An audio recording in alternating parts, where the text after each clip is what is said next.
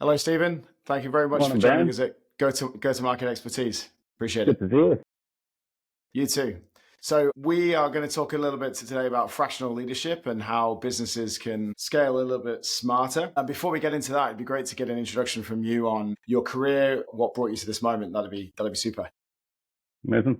Thank you. Great to be here, and thanks for inviting me along. Background entirely in brand marketing, digital commercialization. Over the last 25, 30 years, I've had a couple of brand marketing digital creative agencies, and grew to some scale. The largest one we took to about 100, I think 126 of us, which is quite interesting in a creative environment. But the last few years has seen me enter the world of fractional, mainly through a kind of life change. About 10 years ago, my youngest got very, very ill, which meant that for the best part of 4.5 years, I didn't work at all. So when I arrived back and raised my head above the parapet, it was for the first time in my life as a Lone Ranger consultant. And I hated it, like really, really hated it. Forever, everything that I'd been involved in, be it on client side marketing or within the agency environment, I had this ability to be able to affect, I suppose, strategy, plan and execution. Obviously, within an agency environment, execution is essentially king. And all of a sudden, I was in this world where all anybody was able, willing, and wanting to pay for was the strategy piece, because they had people, teams, departments, agencies that would do the do. And I really struggled with the fact that I wasn't able to take things to a conclusion or to an event, and ensuring that strategy stayed on course, or if we needed to adapt, I had the ability to change that. And I suppose the kind of introduction to Fractional was through an old finance director of mine who had started doing this very thing, and kind of introduced me to the whole notion of what is essentially part-time senior leadership. And I'm thinking, bloody hell, why is this not happening in marketing, number one? But then taking a bit of a further step back, why is it not happening across the rest of C-suite? And is there any reason why it couldn't? And so that was what got the wheels a turning. And so it was probably mid 2023 before we kind of started looking at it in any sort of depth. Probably October, November 2023 before PortfolioXD, as it currently sits, was properly up and running. And in the last, 14, 15 months, we made our first hires into the market in December, and last year was a bit of a blur. I think, there is at times when you've got timing right. Yeah. And it kind of feels as if we're in a good place. Brilliant.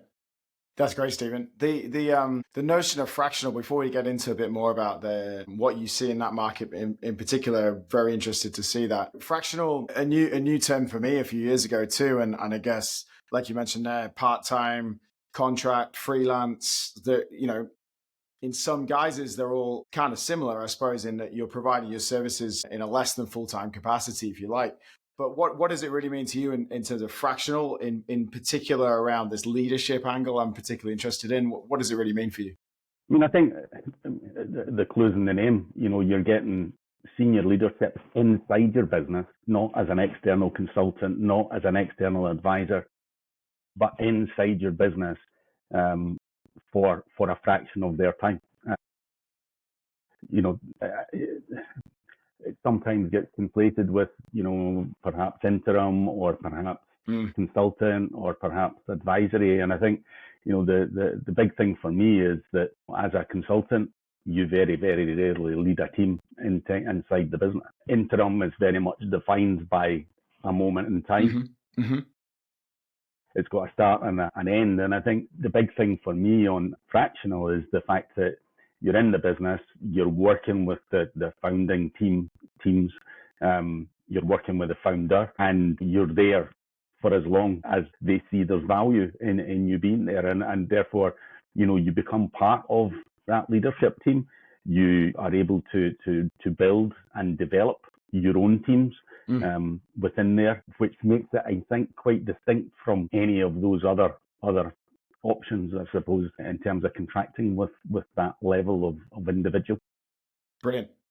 Yeah, I think the notion that you can leverage, rather than think about the amount of time that someone's spending on your business, but more the expertise that they have that you can take a slice of, is a completely different paradigm, I guess, when you start thinking about that. When in actual fact, I think people get confused about that a little bit, and they're thinking we're not getting enough.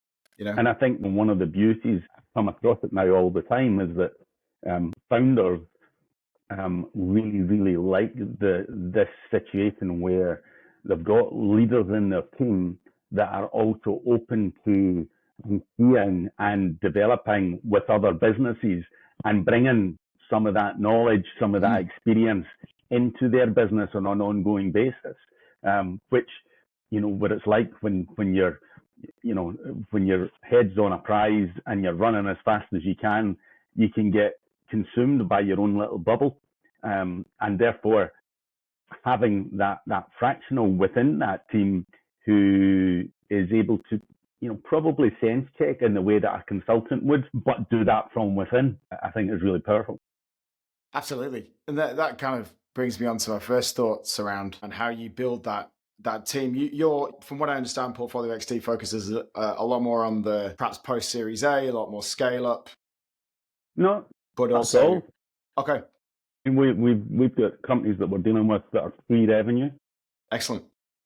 So it's from pretty early stage, and the big thing for me, and the way that we kind of talk about it, is the fact that you can come to a single source to be able to access high quality, highly experienced, pre-vetted C-suite execs on a fractional basis, and therefore, no fees up front, the flexibility to be able to dial their time up, down, on or off at any point. And essentially, and clearly in the economic situation that we're in right now, I think quite sensibly, taking away all recruitment risk and cost. So the changes in national insurance, no effect. That flexibility to dial in and dial up or dial down their time, but also to sometimes swap out. That we're in a situation where a company going through early stage into growth, who may be going for some external funding and may need, for example, a CFO for a period of time to get the modeling right, to make the deck look right in terms of potential investors. But post investment, their time might not be as full time. So, but utilizing that budget, we might then dial their time down a bit, but then bring in a commercial bod that is able to, utilizing the same kind of budget, take the company into its next stage and next phase. Brilliant. I think the big thing is, particularly at a moment when the economy is such that, there's a lot of uncertainty, there's a lot of new costs, people are probably a little bit concerned about taking on any high value, because you know what it's like trying to recruit C-suite. It takes a lot of time. It takes a lot of the founders' time, particularly, and it costs a bloody fortune. Recruitment is not cheap. And once they're in, you've then got a risk in terms of your contract of employment. Should it not work out for any reason, or should the situation change, it becomes very difficult to mitigate that when you're in a traditional contract of employment situation. Whereas what this does is give you that kind of fleet of foot that you need as an early stage business to be able to adjust, to be able to change, to be able to pivot, to be able to make the necessary changes for the business at the time that it needs it. So it gives that complete control. Which really does map to any stage of a business's lifespan, especially at the beginning then, when the business is changing rapidly anyway, be it to the market, be it the product that they're trying to get out there, they're getting feedback from the market, they're doing a lot of things at once, and they, like you said, they don't then need to bring on an entire role or function for the life of that year or 2 years that they've got the funding runway to do so. Chopping and changing based on how the business needs it seems a lot more agile and nimble, and a good spend for the investors that are investing in that business in terms of Absolutely. looking after that money. I think that's a key kind of thought around how do you get those investors involved, and what do they view Fractional like from the outside? Interestingly, 90% plus of our business comes through referral, and the majority of that comes through referral from investors, from angel groups, from private equity, and from VC, because they see it as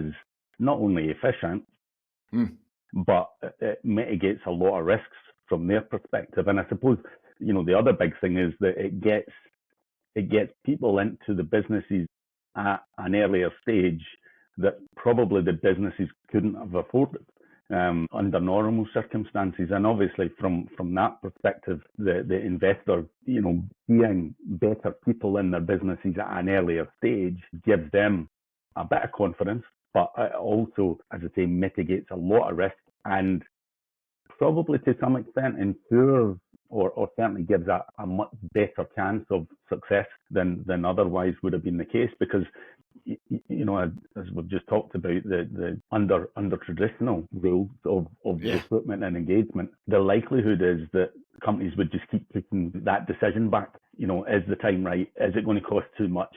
Is it going to take up too much of my time to make it happen? So it pushes back, whereas this allows it to happen, which then, once those people are in the business, by and large, they're there to fuel growth and to accelerate growth.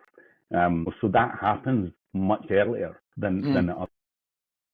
And the concept that these folks come in, and I know this from personal experience, there seems to be a faster start from when they come in, because they're very focused on a particular area. They know what to look for in a business and how to feed off the kind of metrics and the personalities that are in there, but they're not also sort of overburdened with this full-time kind of concept of coming in and helping. Is that your experience too? Do you see that as a more faster start in terms of their ability to make and affect change? That word that you used there, I think, typifies exactly that situation. There is focus. There is focus in terms of why are we bringing these people in the first place.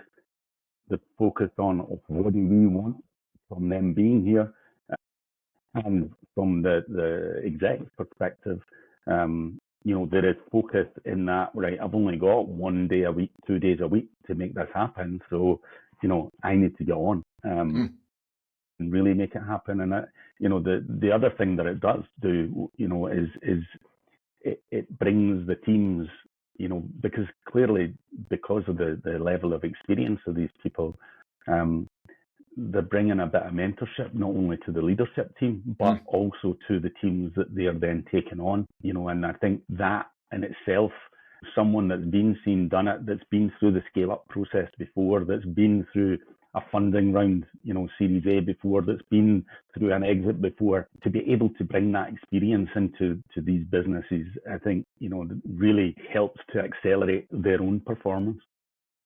Absolutely. You mentioned mentorship there, and I think that's an interesting point to touch on. The leaders and the founders that you're working with, how do they create that culture to ensure that fractional leader or leaders that they're bringing in can really gel and work well with the rest of the group and the team? Like, there's some skills there, I think, on the leadership side from the founder, and also from the fractional leader coming in, from you as well, in terms of how that works. How do you do that? Funny, over the last 6 months, one of the roles that has emerged as, from our perspective, our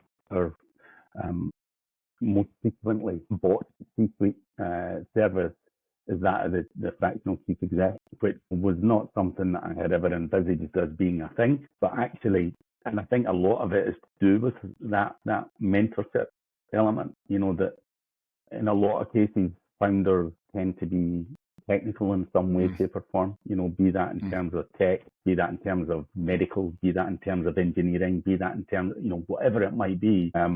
And I think historically, when investors were engaging with companies of that ilk, once the money had gone in, they would give them a little bit of time to develop their business skills and attune themselves to running a business. I think what we've seen over the last 3 or 4 years, as money tightens The investment cycles are not what they were, so the investors are taking a bit more time. There's a bit less floating about in terms of money, which then means that once the money's in, there's more eyeballs from the investor much earlier in the process than ever before. And where, as I say, they might have traditionally given them a bit of time to find their business feet, they're now saying, nah, let's bring a co-pilot in to work with those founders and give them a grounding, give them some guidance, give them, and the fractional CEO who has a bit of strategy, who has a bit of finance, who has a bit of organizational development, who has a bit of commercial, becomes quite a powerful agent in that development process. A lot of that comes from how the leaders of that business, the founders of that business, position that person to the rest of the staff. Because quite often, there's, in fact, we wrote a piece on it, I think just last week, the whole founder's dilemma of loyalty versus leadership for growth. And quite often we see, founding teams who have built their team around them, through that early stage. These guys have given everything. They've rolled their sleeves up. They've not necessarily had the clearest job spec in the world, but they've just done what needs to be done in order to get the business to a level. And then there comes a point, an inflection point, where actually what we now need is this. That generalist bit is now maybe less of a requirement, and we need more specialist expertise in, be it in commercial, be it in marketing, be it in finance, be it whatever it might be. In that founder's dilemma of, do we keep going with the people that have got us here, or do we need to get the people that are going to take us there? And quite often there's a bit of tension in there. Because there's a loyalty element to the people that have come through with you to get you to where you are. If you want to make that step change, sometimes, people are not with you for the whole journey. Yeah. Again, from our point of view, that's, again, a big reason that the flexible nature of this, even at that early stage of being able to bring that expertise in, that is not necessarily going to be there to the end of the journey, whatever that might be, or to the successful conclusion of that journey. We see situations where so many founders, 5 people in at an early stage with equity, with all sorts of stuff that then becomes really difficult to untangle at a later stage, when actually you establish, or your investors establish, actually we're not the right people for this to accelerate here. And therefore, again, getting back to that flexibility word, it becomes a big reason why it makes a lot of sense. Absolutely. There must be, I've seen it certainly too, especially on a technical side. Founders often, especially if they're involved in bringing in some of the early revenue, it's founder-led sales. It's perhaps giving not necessarily the best signal back to the founder that might be the strategy forward, because some companies like to adopt early. They like to talk to the founder. They like to get that connection, but really that's probably not the signal you're looking for. And then the investors who are backing the idea, but the people, and they're backing the person. But at some point, that self-awareness and self-reflection of the founder is quite a skill too, to be fair, because it's their baby usually, right? They've lived, like you said, they lived, breathed it for years potentially.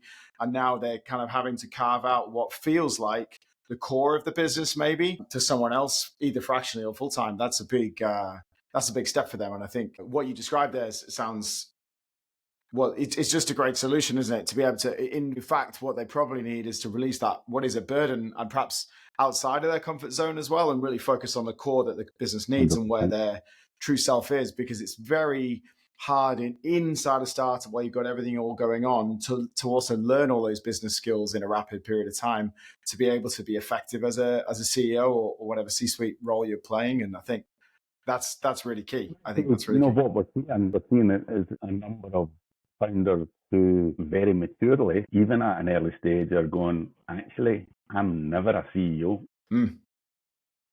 my skill set is in the technical side or my skill set is in the revenue generating side, but I don't necessarily want to give all of that leadership bit away. Yeah.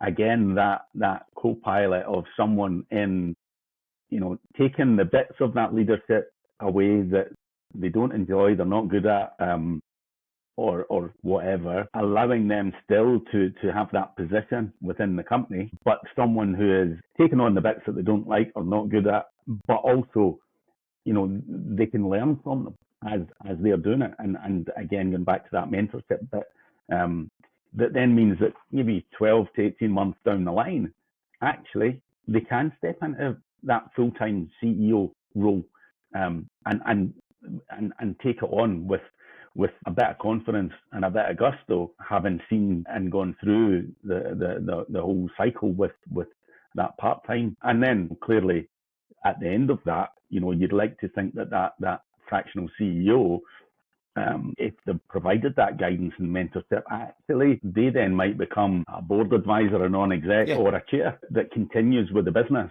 and that founder is still able to lean on as the business matures and goes forward. That kind of natural cycle evolution makes sense, and I think we've seen this too in terms of coming in.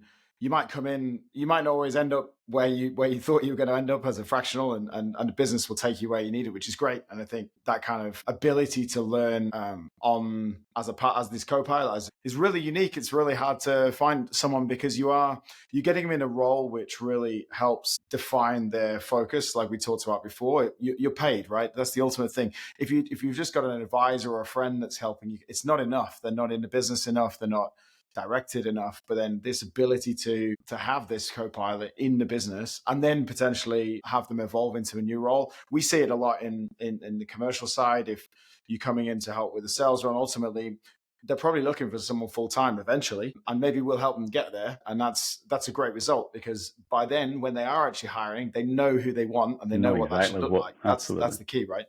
Absolutely. Yeah. In terms of sort of the trigger for someone to think, oh, maybe I'm looking at fractional. You mentioned a couple before where the founder tends to scoop up the roles that no one really wants to do in the existing team, and it's not really their skill set. That's perhaps one trigger. Capacity, certainly where the investor's looking at. What are the triggers that you're seeing to do that in a business? There's a number. I mean, obviously, one of the first ones is the need for a focused, specialized skill set. Be that in finance, for example. With the dog, the postman's just arrived. So that need for that specialized skill that the business doesn't have. And as I say, it could be finance, it could be marketing, it could be a tech element. So that's probably one. The other, I suppose, is probably more in relation to where they are in the growth cycle. So in the lead up to an investment round, quite often they want to beef up the strategy, provide more rigor around, be it numbers, be it commercial plan, be it go to market sales. It could be post investment where the investor is then looking for an optimized spend of that. So therefore, again, be that in finance, be that in commercial, be that in tech. So, and I suppose even once an investor's in, then there's the investor board expectations in terms of the company development, that actually we need more specialized skills within the business.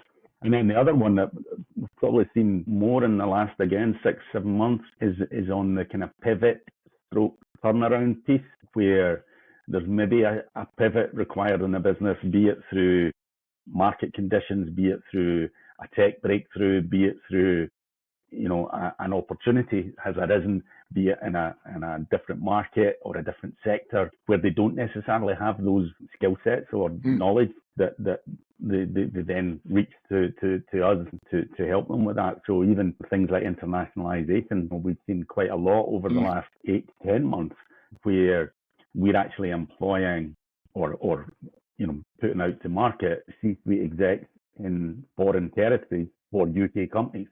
And essentially their first hire in market in those countries. So, Canada, US, Europe, Singapore, Australia, we've now got C-suite execs working in market in country for UK businesses. So, I think that there's a range of reasons and a range of triggers. Some of them come from internal, some of them come from external sources, some of them are coming from investors and board. Perfect.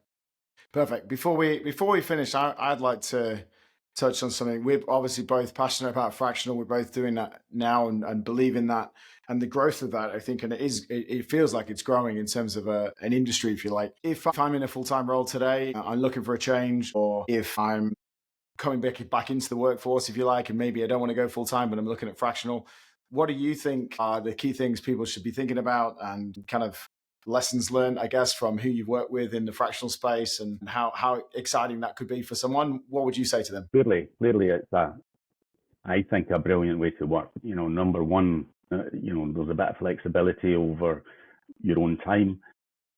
You want to have the ability to be able to work with and for people that you want to work with. Clearly, given the fact that you might have 2, maybe 3 roles at the same time, that whole variety in terms of what you're doing. One of the things that we've seen is clearly there's been quite a change in some of the big corporate environments over the last 3 or 4 years, and there's been some really senior people that have made a decision to take their package essentially and leave that corporate environment. And one of the things that we're very conscious of is there's a big change. There's a big difference between working at corporate level and working within a high growth, nimble, early stage business. And so as part of our screening and onboarding of execs, one of the things that we always look for is their experience in this specific space, because a couple of times early on we found that while someone's CV at that big corporate level looks amazing, putting them into an environment with a founder who has a runway of 6 weeks of cash, and with the pressures that brings, that combination can be quite fraught. What I would say is anyone coming from that part of the corporate world into this space is to try and get some experience fairly early within earlier stage businesses before starting to really put your foot down and develop this as a way forward. And actually, I'm working with probably half a dozen or so C-suite execs who are still currently enrolled within that corporate environment, who want to make the transition. And one of the things that we've said to them is, look, go back to your employer and see if you can find maybe 4 days a month. And, at that stage, we'll help to try and find you that first role.